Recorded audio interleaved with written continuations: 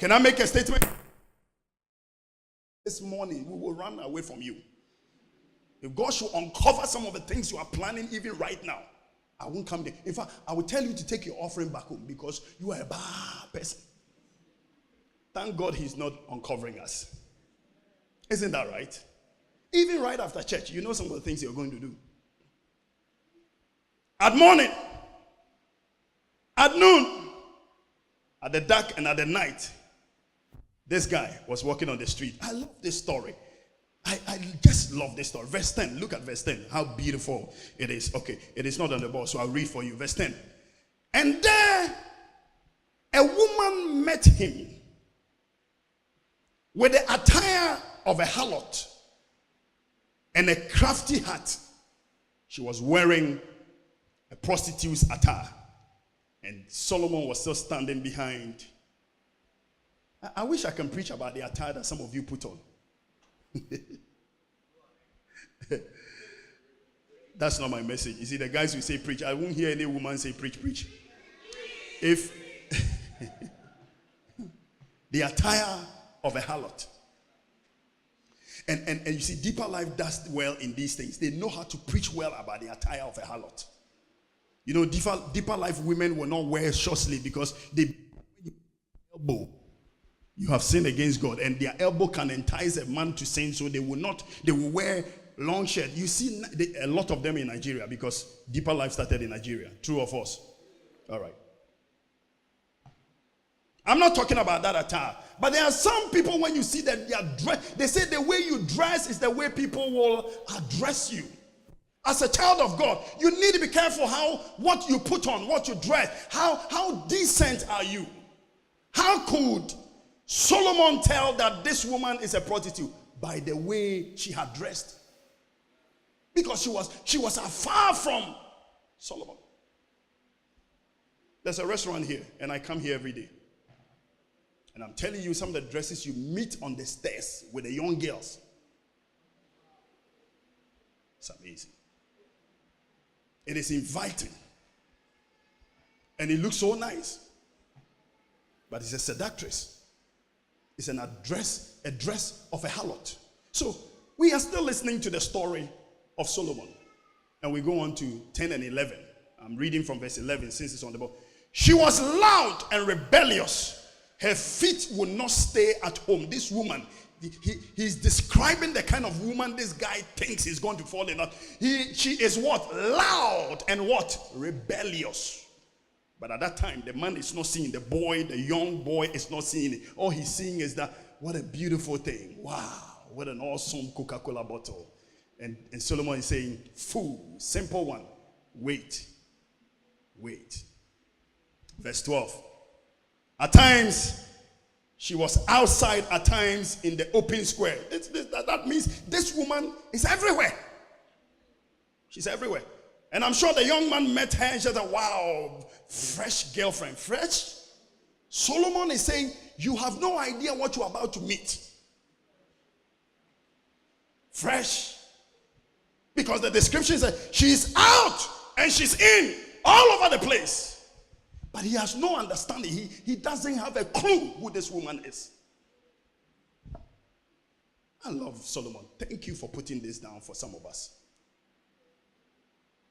Verse 12. At times she was outside, at times in the open square. The two of them all means outside, not inside. She never stays home. At times she's outside, at times open square. Are they not the same? They are the same. But he's categorizing it that this guy, this person is an open person. It is a plate that everybody eats from. Do you understand it? Some of you from the Ashanti background, when we say a mutuo chance, you understand the mutuo bowl. That's what Solomon was talking about. Everybody eats from that plate. And the young man said, wow. Somebody say, wow. And he's still standing at the window because he's an old man with an experience. He's been there before. Lurking at every corner. It means looking at every, like the way Mr. John Prince would say, look, everybody, look. The woman is just, and so the guy thought he was on that street, but the woman was actually looking for an innocent person. That's how sin is packaged and it comes to you. It is actually looking for you. You are not looking for sin. Sin is looking for you. Bible says sin is at your door. Before you open, it's there. Lurking at every corner. Verse 13, 14 downwards. So she caught him and kissed him. With an impudent face, she said to him, normally, when you meet a woman, you are supposed to propose. Even with prostitutes, you will have to start a conversation. But prostitutes will always start the conversation before you even say an answer. Because the place you are not supposed to be there. It is known for them, only them, to be there. What are you doing there? Many of you have been in places and I'm asking you, what are you doing in that place? I'm not talking about prostitute only. Maybe the decision you are making, you are somewhere at that point of that decision. And I want to ask you this one. What are you doing there? Get yourself out of that place. Because you are playing with the dangerous things. And Solomon, I love the way he took his time to explain to us. So she caught him and kissed him. With an impudent face, she said to him, I have peace offerings with me. Today I have paid my vows. Even prostitutes, they pay their vows. You, when you made a vow about 2 years ago, have you paid it? Prostitutes. They understand some spiritual things. Thank you. After you kiss a man, you won't even say, I love you. But he wants to break the guy and said, go back to that verse. Because men love to hear words from women. Look, problem with men is our eyes and our ears. Don't pretend. Where are all the guys? Lift up your hands. Huh. If a woman should come to you this afternoon and say, you are a nice guy. That thing you've heard, I'm telling you, for 1 year, it will stay with you. Don't pretend. I've been there before. I know what I'm talking about. Yes. But if a woman look at you some way, it stays also with you the same way. You remember that. This woman understood this secret. And so she caught that boy and kissed him. Mwah, mwah. Did I say it? Are we reading or did I say it?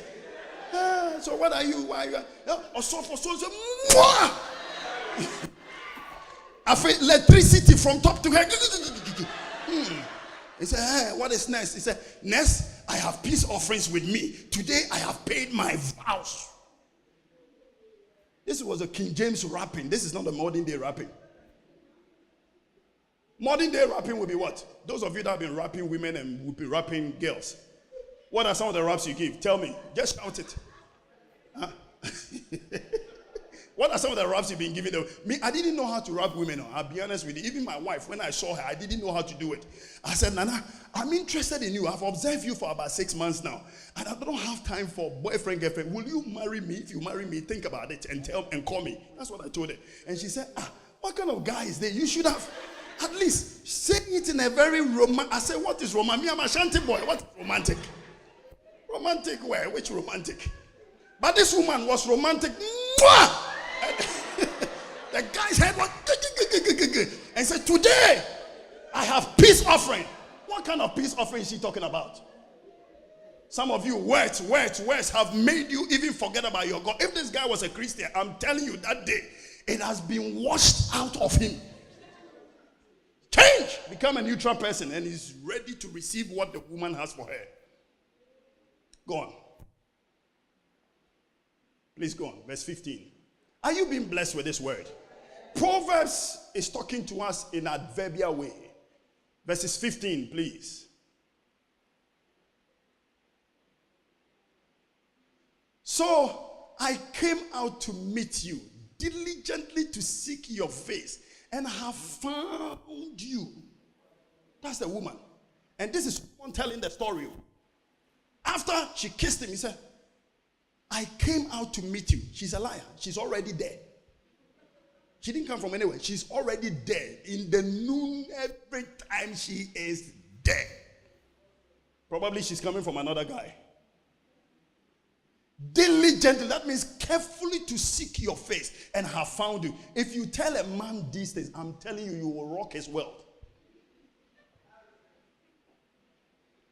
Go on. Solomon is still looking. I have spread my bed with tapestry, colored coverings of Egyptian linen. I have perfumed my bed with myrrh, aloes, and cinnamon. And as this time I can still picture this guy. He's just shaking, wobbling.